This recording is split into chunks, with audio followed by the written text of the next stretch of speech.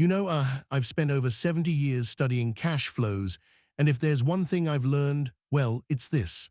When a government starts cutting checks it can't cash, seniors pay the price.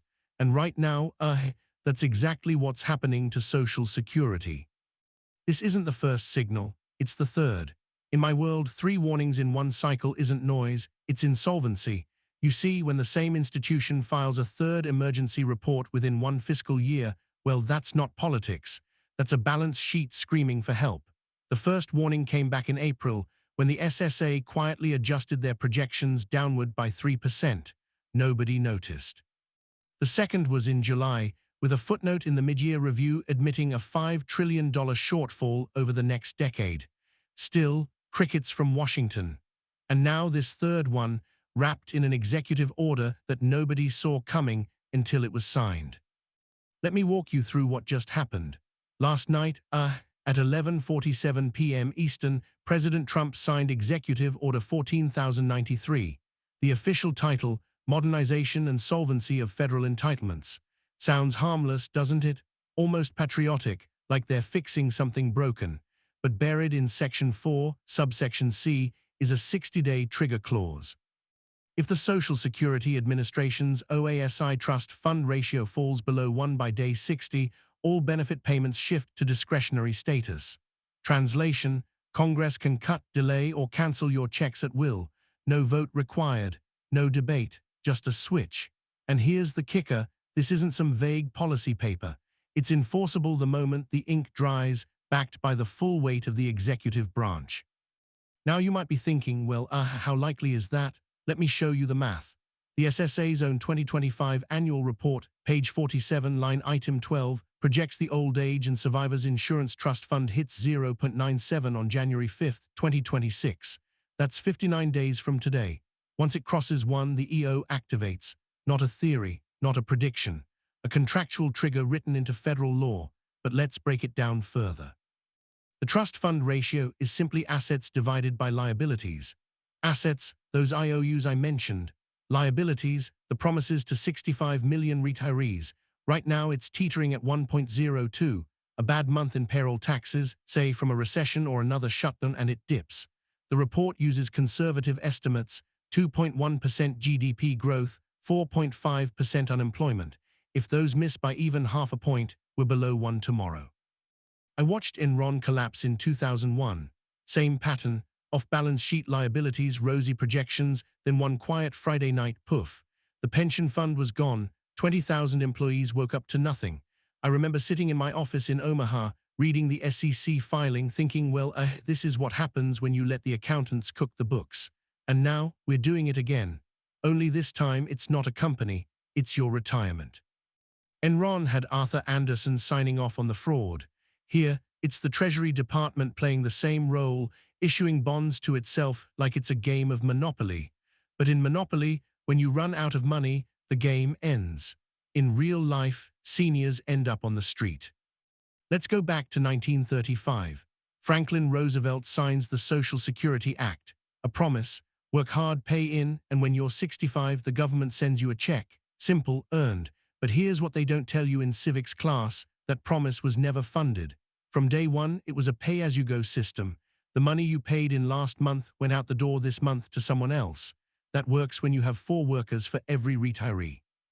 In 1940, that was true, 4-1 to be exact. By 1950, it was 3.9. Today, it's 2.8 workers per retiree. By 2035, it'll be 2.1. By 2050, 1.9. The math never lies. It's like a family budget. If your kids stop contributing but keep eating, the pantry goes empty. Stick around for number 4. Most seniors will lose 100% of their benefits if this trigger flips. You won't believe how fast it happens. And while you're here, let's dive deeper into those demographics. The baby boomers, 76 million of them, started retiring in 2011. That's like a tidal wave hitting a sandcastle. Life expectancy was 63 when Social Security started. Now it's 79. People are collecting for 20 years instead of 5. And immigration, it's not filling the gap like it used to. Payroll taxes from lower-wage jobs aren't enough to cover the outflow. Now let's talk about that trust fund. People think there's a vault somewhere with their name on it. There is. What we call the Social Security Trust Fund is a filing cabinet in Parkersburg, West Virginia, full of IOUs from the Treasury, special issue bonds, non-marketable, meaning the government owes itself $22 trillion, and every year they pay the interest by issuing more IOUs. That's not a trust fund. That's a Ponzi scheme with better branding. Charles Ponzi promised 50% returns in 90 days. He lasted 2 years. Social Security has lasted 90, but the principle is the same. New money pays old promises. When new money slows, the house of cards wobbles. I've seen this movie before. In 1983, they told us the Greenspan Commission fixed it, raised the retirement age from 65 to 67, increased payroll taxes from 10.8% to 12.4%, promised solvency for 75 years. Guess what? The 75-year projection from 1983 ran out in 2010. They moved the goalposts. Again in 1994 with another tax hike. Again in 2010 with benefit tweaks. Now the 2025 report says full depletion by 2034. But here's the part they whisper. Under current law, when the trust fund hits zero, benefits drop to 77% overnight. No vote, no warning, just 23% gone. That's like telling a farmer his crop yield is down, so his family eats less. But in this case, it's medicine, heat, food on the table. But this executive order changes everything. It doesn't wait for 2034. It pulls the trigger at 59 days. And once benefits go discretionary, well, that's not a haircut, that's a decapitation. Discretionary means it's up to the annual budget fight. Remember the debt ceiling battles, shutdowns? That's now your monthly check. One party wants to cut it for fiscal responsibility. The other wants to means test it for equity. Either way, you lose. Let me read you the exact language from Section 4C. Upon determination by the Commissioner that the OASI Trust Fund ratio has declined below 1 for 2 consecutive months, the Administrator shall reclassify all Title II benefits as discretionary spending subject to annual appropriation. That's legalese for your check is now a maybe. And here's the fine print in subsection E, during discretionary periods. Benefits may be adjusted based on economic indicators, including but not limited to GDP growth, unemployment rates, and federal revenue projections. So if the economy slows, your check shrinks. If taxes fall, your check shrinks. It's tying your survival to the stock market without giving you any upside. Now I want to be fair. The White House says this is about flexibility, modernization. They claim it gives Congress tools to prioritize vulnerable seniors, widows, disabled, low income. But I've sat on enough boards to know what flexibility means. It means the strong get stronger and the weak get weaker. When Enron needed flexibility, they cooked the books with special purpose entities. When Lehman needed flexibility, they hid $50 billion in losses with Repo 105. Flexibility is what you call it when you don't want to admit the system is broken. In boardrooms, flexibility often hides incompetence. In Washington, it hides cowardice. Let's talk about the human cost. 85% of Americans over 65 rely on Social Security for at least half their income. 40% rely on it for 90% or more. That's not a supplement, that's survival. The average benefit is $19,000 a year. You try living on $1,500 a month in today's economy. Rent alone eats half. Median one-bedroom is $1,200 in most cities. Then food, groceries up 30% since 2020. Medicine, insulin costs $400 a month for some. The light bill, another $200. You're not retiring, you're rationing, skipping pills, turning off the heat, eating canned soup for dinner. I had a letter last week from a woman in Sarasota, 72 years old, worked 45 years as a nurse. Her husband died last year from complications after surgery. She gets $1,400 a month from Social Security. Her condo fees just went up $200 because of insurance hikes from hurricanes. She wrote, "Mr. Buffett, I'm scared. I don't know how I'll eat if this gets cut." That letter sits on my desk. I read it every morning. Because that's what this executive order does. It turns fear into policy. And it's not just her. It's the veteran in Detroit who served in Vietnam, now 80, with a bad back and a fixed income. It's the teacher in rural Kansas who put in 30 years molding young minds, now scraping by on $1,600 a month. Now here, where it gets interesting, the order doesn't just affect current retirees, it hits the pipeline. Anyone within 5 years of eligibility gets recalculated under new formula.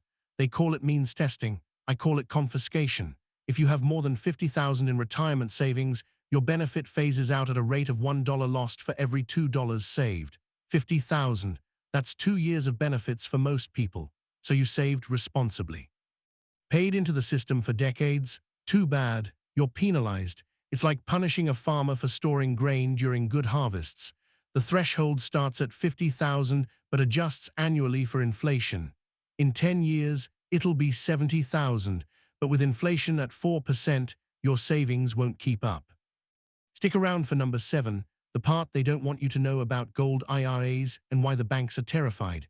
And before that, let's talk about the disability side. Social Security isn't just retirement, it's SSDI for the disabled. 2 million claims a year. Under this order, those go discretionary too.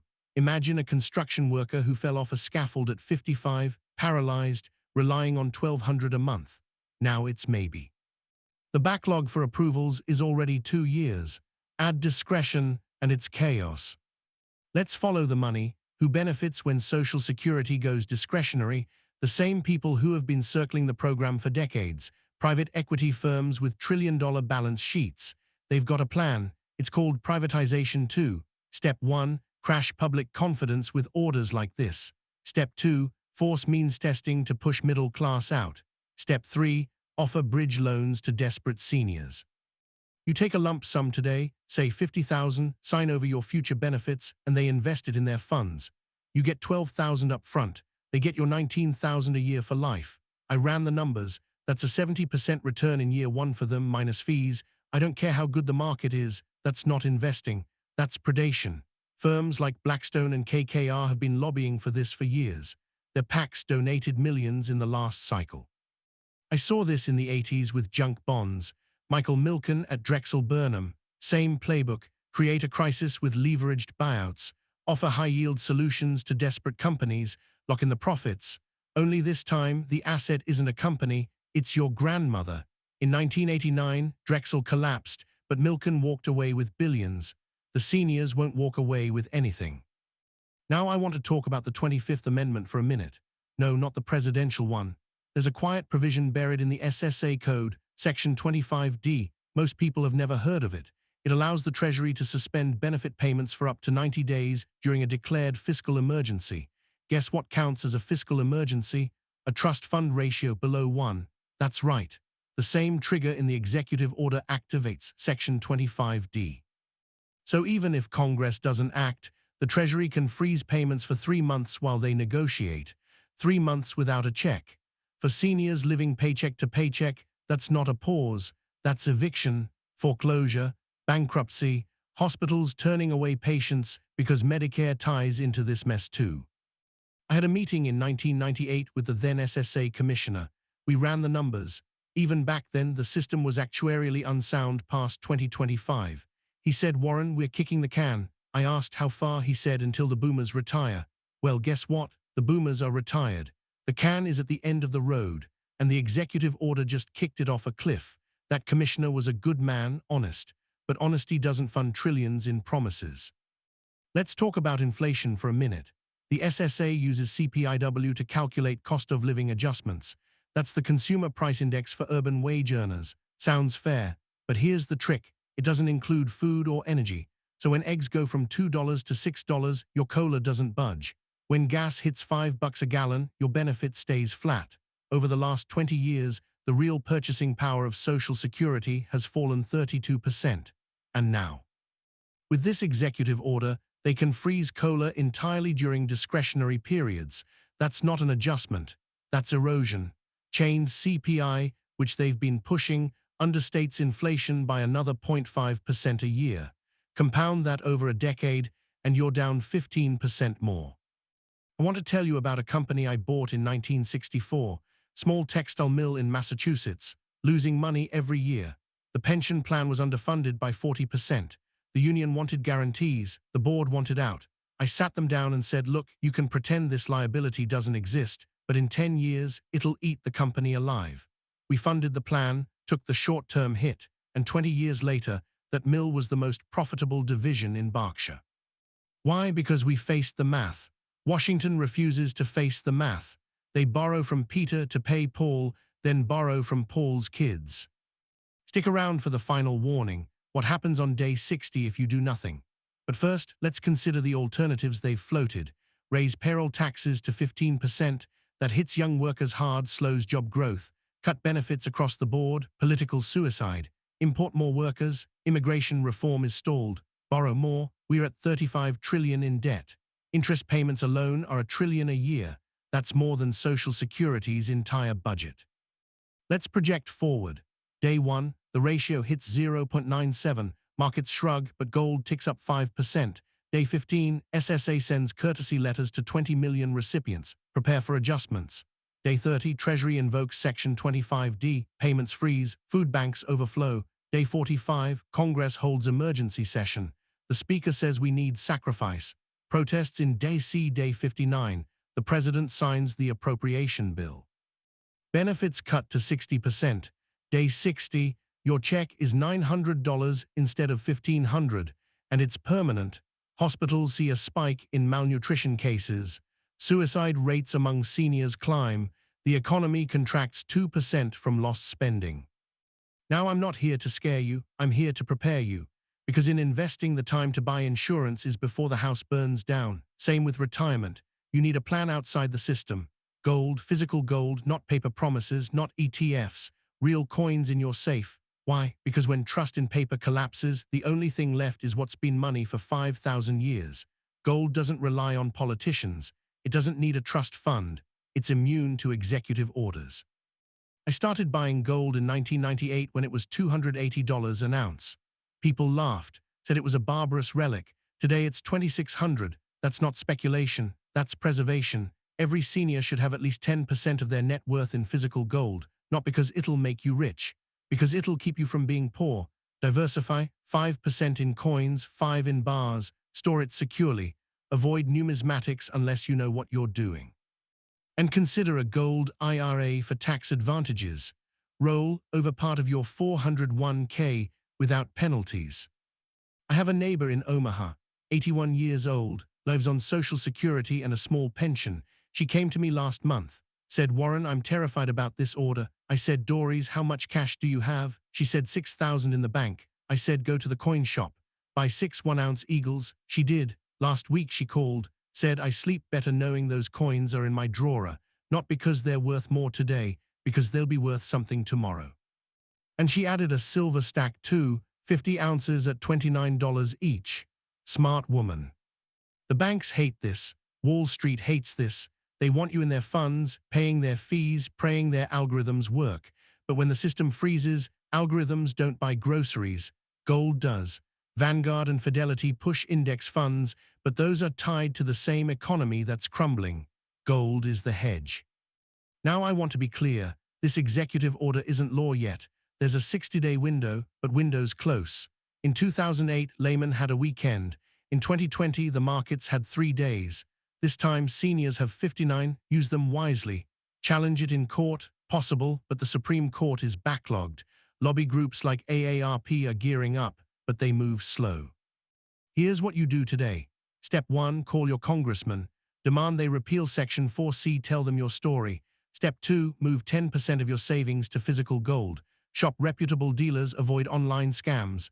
Step 3, write down your expenses. Know exactly what you need to survive. Cut the fat now. Step 4, tell your children. This affects them too. When Social Security collapses, they become your safety net.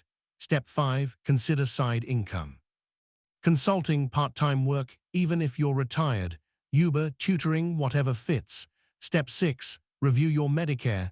If Social Security goes, premiums rise. I've lived through the Depression, World War II, Vietnam, Watergate, 9/11, 2008. Every time people said this is the end, it was. But every time the people who prepared survived. The people who panicked didn't. In 1929, my father lost everything in the crash, but he taught me cash is king until it's not. Then assets matter. This is not politics. This is arithmetic. The trust fund is empty. The executive order is signed. The trigger is 59 days away. You can hope Congress fixes it, or you can fix it yourself. Blame games won't pay your bills. Action will. I'll leave you with this. In 1958, I bought my first share of Berkshire for $11. Today it's 450,000, not because I'm smarter, because I faced the math when others looked away. Social Security is at $11. In 59 days, it could be zero. The choice is yours. Don't wait for Washington to save you. They created the mess. Thank you for your time. And remember, in any system, silence is a choice. And sometimes, well, the most expensive choice of all. Stay vigilant, stay prepared, and protect what you've earned.